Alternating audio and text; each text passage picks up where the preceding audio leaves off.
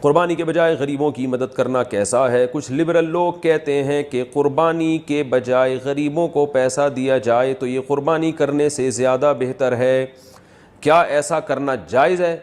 اور کیا ایسا کہنے والے کے ایمان میں کچھ کمی واقع تو نہیں ہوگی؟ محمد یوسف ملتان سے۔ ایسا کرنے والے کے ایمان میں کمی واقع ہوگی اگر اس کو پتہ ہے کہ قربانی اسلام کا حکم ہے، پھر اس کے ایمان میں یقیناً کمی ہوگی، لیکن وہ جہالت ہے، اس کو پتہ ہی نہیں ہے، تو پھر ظاہر ہے جہالت، اس کی جہالت دور کی جائے گی۔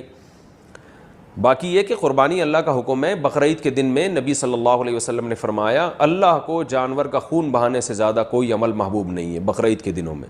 تو ابراہیم علیہ السلام کی سنت ہے یہ، اس کو زندہ کرنا پڑے گا۔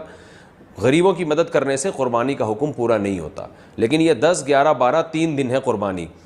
تیسرا دن گزرنے کے بعد پھر جانور ذبح کرنا کوئی عبادت نہیں ہے، سنت نہیں ہے۔ پھر بہتر یہ اگر کسی نے قربانی نہیں کی، جانور ذبح نہیں کیا، اب وہ قضا کرنا چاہتا ہے 3 دن گزرنے کے بعد، تو پھر قضا میں بہتر ہے کہ وہ صدقہ کر دے، جانور کی قیمت کسی غریب کو دے دے، وہ زیادہ ثواب ہے۔ لیکن ان 3 دنوں میں جانور ذبح کرنے ہی سے قربانی کی سنت پوری ہوگی۔